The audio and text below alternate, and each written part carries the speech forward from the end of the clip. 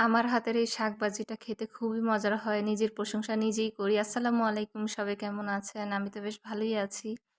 এই তো লাল শাক ভাজি করব, একটু ভিডিওটা আপনাদের সাথে শেয়ার করলাম। ১ম এ আমি পেঁয়াজ কুচি, রসুন কুচি, কাঁচামরিচ ফালি দিয়ে তারপরে একটু পরিমাণ মতন লবণ, স্বাদ অনুযায়ী, তারপরে পরিমাণ মতন হলুদ গুঁড়ো একটু দিয়েছিলাম। তারপরে তেল দিয়েছিলাম। এখন ঢেকে দিব।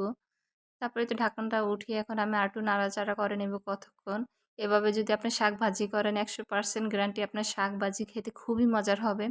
একবার হলে এভাবে রান্না করে খাবেন। আর সবার রান্না তো একরকম না। এখন মাঝে মধ্যে দেখি যে আমার রান্নার সাথে অনেকের রান্না মিলে যায়। অনেকটাই সবার সাথে রান্নাটা মিলে যায়। একই রকমভাবেই সবাই রান্না করে। আবার কেউ আবার অন্যরকমভাবেও রান্না করে। তারপরে তো একটু নাড়াচাড়া করে দিয়ে ঢেকে দিয়েছিলাম আমরা, ঢাকনাটা উঠিয়ে এখন আস্তে, আস্তে ভালো করে নাড়াচাড়া করে নিব। যত বেশি একটু নাড়াচাড়া করে একটু উম ভাঙ্গা, ভাঙ্গা করে ঘুটে ভালো করে নাড়াচাড়া করে যদি শাকটা ভাজি করা যায়, তাহলে খেতে খুবই মজার হয়। যত বেশি একটু নাড়াচাড়া করে একটু ভাঙ্গা, ভাঙ্গা করে দিবেন একদম, একদম ভাজতে, ভাজতে অল্প একটু হয়ে যাবে। তখন দেখবেন সেই শাকটা খেতে খুবই মজার হয়। তারপরে এই তো কতগুলো শাক ভাজতে, ভাজতে দেখবেন অল্প একটু হয়ে যাবে রান্না করতে, করতে। এরকমভাবে একবার হলেও ভাজি করে খেয়ে দেখবেন খুবই মজার হয় এই ভাজিটা।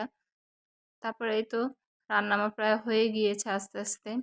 এই তো আস্তে, আস্তে নাড়াচাড়া করে নিয়ে ভাজতে, ভাজতে, ভাজতে, ভাজতে একদম অল্প একটু হয়ে যাবে শাকটা আমার। এই তো ফাইনালি আমার ভাজা কমপ্লিট হয়ে গিয়েছে। এই শাকটা ভাজি করে খেতে খুবই মজা হয়। এভাবে একবার হলেও ভাজি করে খেয়ে দেখবেন। সবাই ভালো থাকবেন।